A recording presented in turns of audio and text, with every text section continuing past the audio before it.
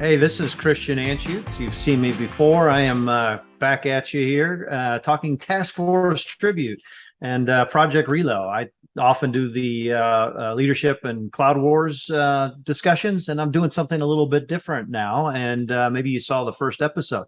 I hope you saw the first episode. It is truly my pleasure. And I don't just say that, even though that's kind of like a way we talk, when we're introducing somebody. I want to really introduce somebody that is truly my pleasure to have here. This gentleman on the screen, this handsome young gentleman here, is his name is Cole Kingseed. You can see that in the lower left-hand corner, but he's more than just Cole Kingseed. He's a whole lot more. He's got a bio about a mile long, and I'm going to just introduce him here, and I'm going to hit the highlights. Cole, if you give me a second here, just let me go through some of this. Cole, first and foremost, before I even get into this, is Cole is a good friend of mine. I've known him for many years, and I've had many a shared experience with him that has been absolutely fantastic and in some ways profoundly life impacting. You're going to learn more about that. But until I get into that, let me read some. Colonel Cole C. Kingseed. What a cool name, Cole Kingseed. Colonel Cole Kingseed is a retired Army officer, 30-year Army veteran who commanded at the platoon, the company, and the battalion levels. During his career, he served in the infantry in a variety of assignments, which with that many years, you were bound to have many different assignments. And he culminated his tenure in the military as a full professor of history and chief of military history at the U.S. Military Academy at West Point. He holds a PhD from the Ohio State University. I have to say the now, right? Because that is trademark. He holds a PhD from the OSU and a master's in national security and strategic studies from the U.S. Naval War College. That's pretty cool too.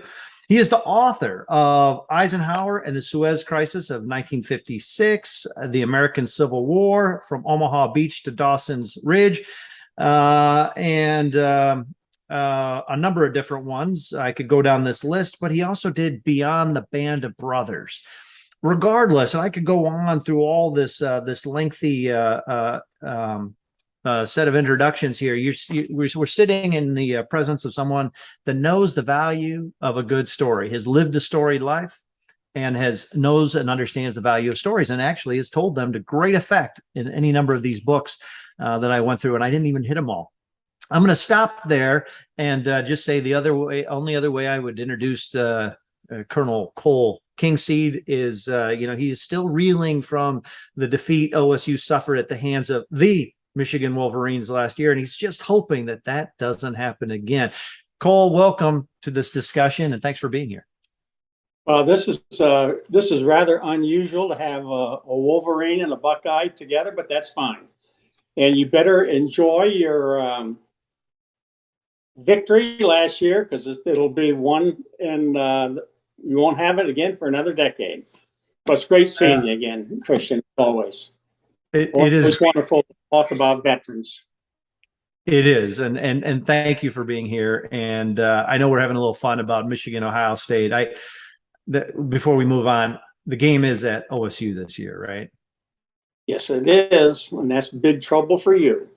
Yeah, that's bad news. That's bad news. Well, you know what? Last year, right after the game, I called Cole up and I sang "Hail to the Victors" to him. So we'll see what happens this year. Fingers crossed. We have another audition.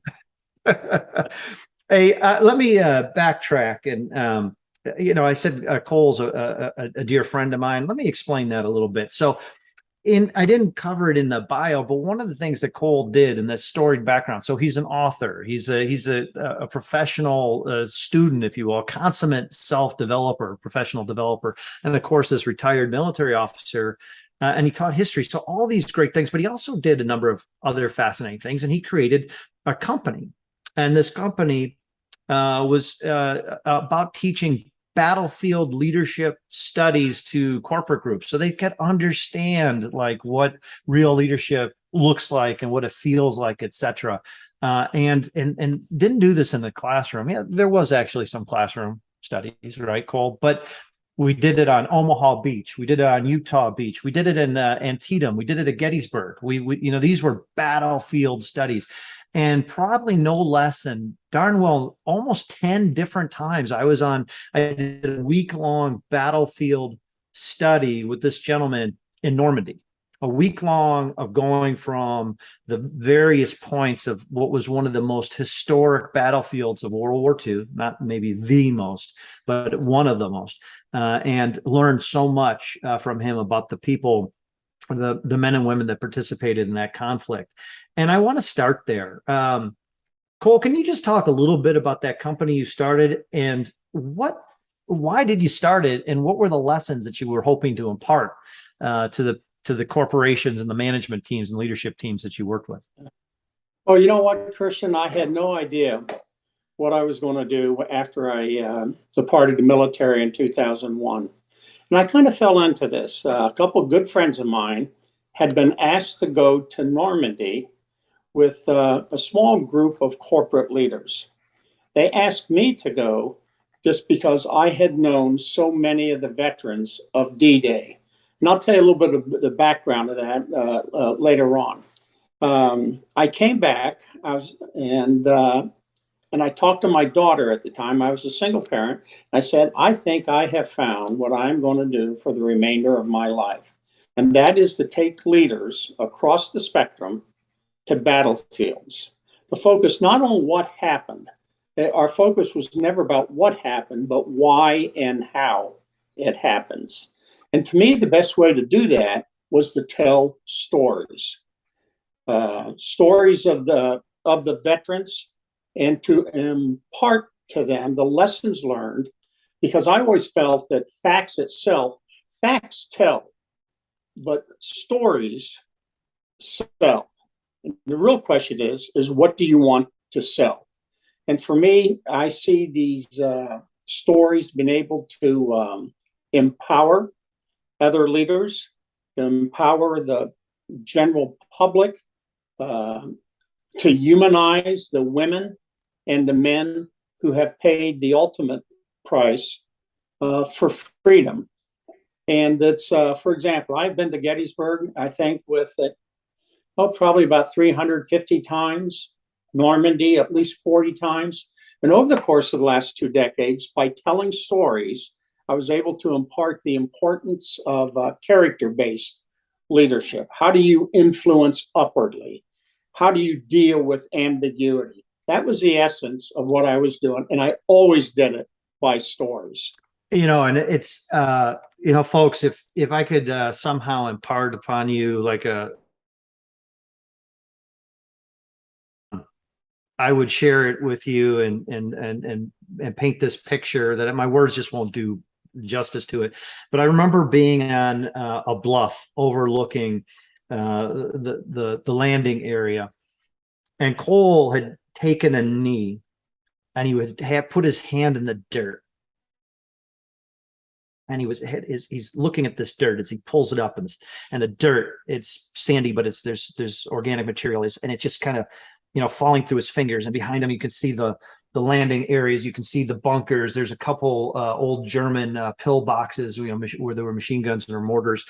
And he's talking about the they did and how they did it. And as he's telling this story, as he's got this dirt running through his fingers, it was like a time machine. He took, as he was holding that dirt, he was holding our attention, and he was just easing his knowledge of what happened because of the people you knew, and he was easing these stories in and out of our minds and our mind's eye, just as the sand was parting through his fingers. And I remember just going, I'm like time traveling. That was the impression that I had. And you mentioned some, Cole, you knew some of these veterans. Who are you talking about? I mean, are they anybody we would know? Well, I had met, although I was just a young boy at the time. I don't know if you've known him, ever heard about him. Actually President Eisenhower, but he always preferred to be known as General Eisenhower, would come to Newport every year. That was his kind of summer White House. So he walked right next to me, and I was just a young boy, but had a profound impact. Other veterans, Major Dick Winters, who was featured in the HBO series Band of Brothers. Another was Joe Dawson, who the historian Stephen Ambrose said was the first company commander of the 1st Infantry Division who brought his company on the bluffs above Omaha Beach. First Sergeant Bud Lomel, who was the ranger who climbed the cliffs of Point du Hoc and actually found the guns and destroyed that German battery.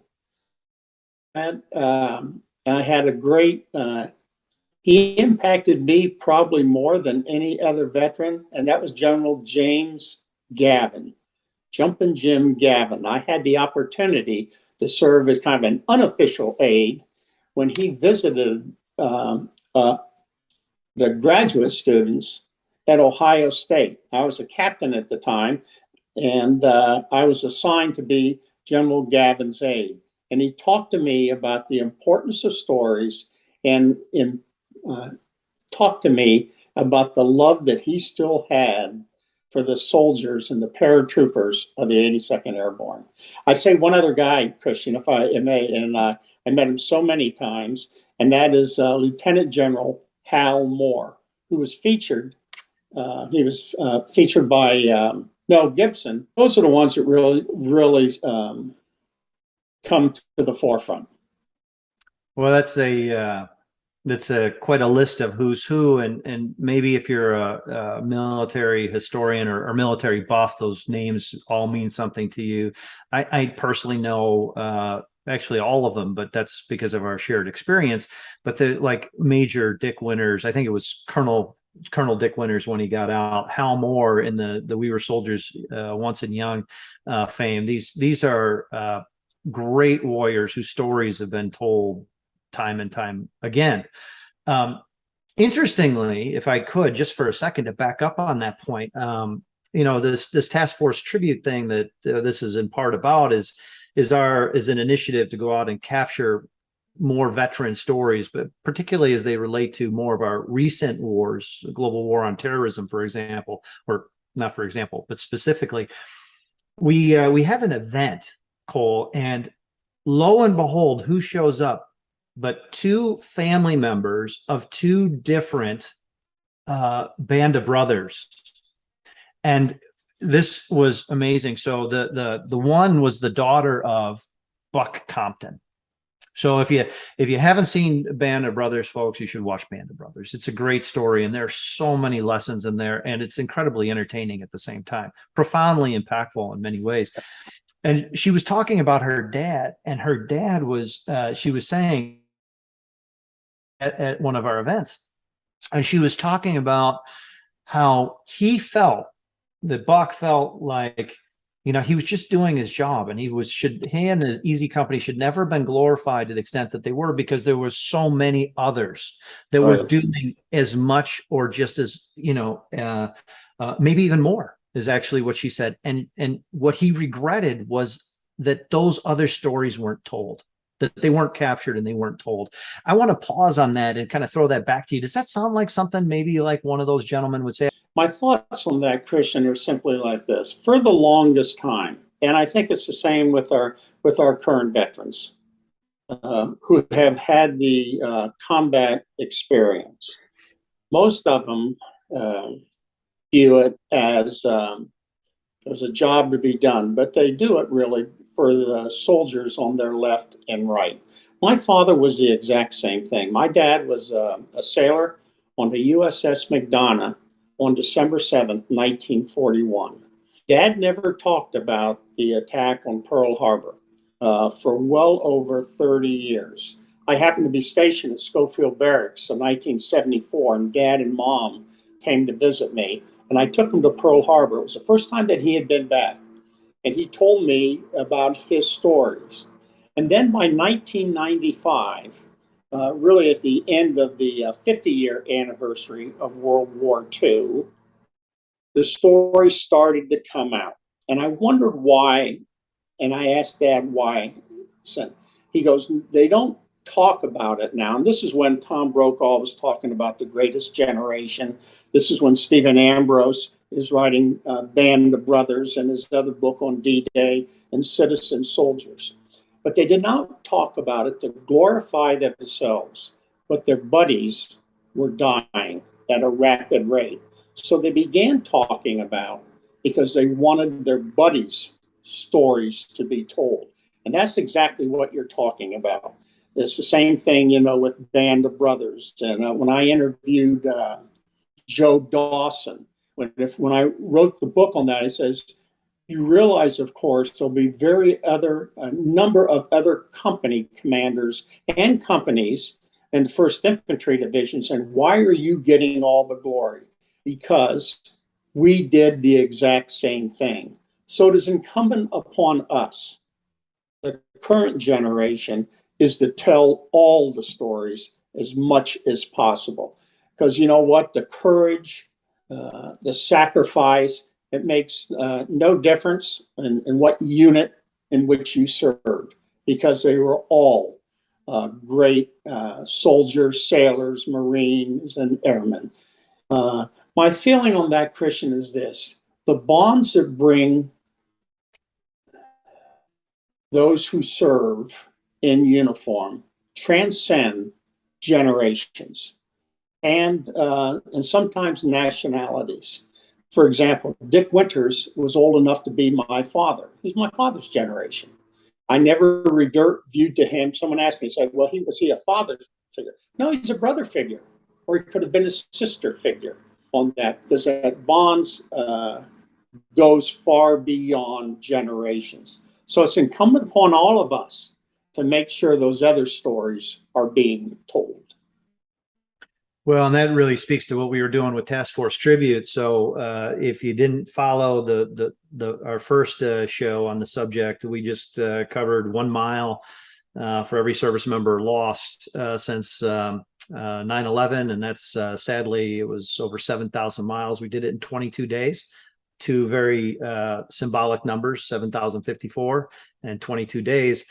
And our objective was to, it was multifold, but one of them was to capture and collect the stories of the servicemen and women that we ran up against, or that we ran into, and then engaged us. And two things come to mind. One is, it's just what you said, Cole. We have an obligation, a real need to capture these stories. And I want to get into why you think that's important. But we believe that it's important for a number of different reasons. But we also found that, interestingly, that we developed a really quick tactic to get folks to talk to us, because the default answer for most of the people from 9/11 forward was, I don't really have anything to say. However, when you went to that veteran, he said, okay, we don't actually want to hear about you. Tell us about other great examples of service and sacrifice that you saw. Right. And then all of a sudden the floodgates opened up. That's right. And then they would talk, and they would share about this guy. They would share about this gal. And then at some point they would talk a little bit about themselves as well. But you ask them about, give us some examples of some amazing things you saw, something that you wish you could, you could have emulated, or, that inspired you, et cetera. And the floodgates would just open up. And let me just go back to you, Cole. So, we were doing that and we were capturing a lot of these stories, and we were getting these veterans to share with us. Why is it important that we collect these stories? Why? It's not just that they exist. There's got to be more to it than they exist, right? It is absolutely critical, Christian, to share the stories. So, first of all, that their sacrifices will not be forgotten. That's the most important things. And their deeds inspire other generations, not just the current generation, but generations ahead of us. I guess my thoughts always go back to Stephen Ambrose, the historian, who really was a mentor of me. And I told him one time, I said, Steve, thank you so much for everything that you did to inspire me. And I said, I tried to tell it, I copied your style. He says, Cole, you know what? That's great, because I copied the style of my mentor, a man from, what name is William Hesseltine, a famous Civil War historian. He passed away in 1963. And what Heseltine told him, and this is what's so important for us and be able to capture these stories, he goes, you don't have to tell their stories. Let them tell their stories. And that's what I've been able, I've hoped to kind of follow that. And that's exactly what you're talking about. Let them tell the stories. If they want to talk about themselves, that's fine. But I guarantee, it's just as you have already found, they definitely want to share the stories of those women and those men who have paid the ultimate sacrifice. You know, the amount of stories that we collected was awe-inspiring and humbling, but more than the volume of them, the quantity of them was the quality of them. Yes. And these stories from everyday people, everyday Americans, just regular folks that rose to the occasion and believed in doing something more than just for themselves.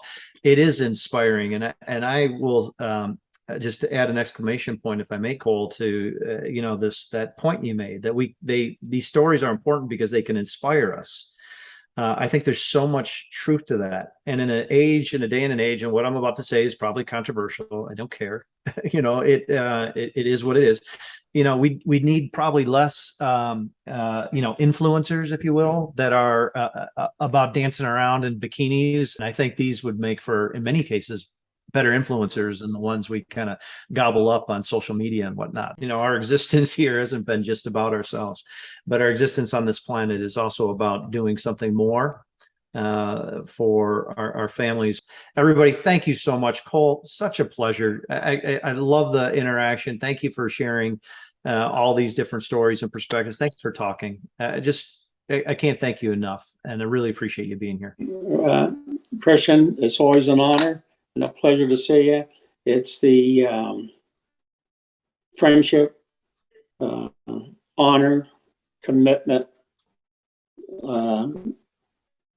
is the hallmark of our friendship, and I appreciate everything you have done, and particularly for what you have done to make this world a better place and to honor our veterans. Take care, my friend. You as well. And everybody, take care, be well, be safe, and we'll hopefully see you all soon. Thank you.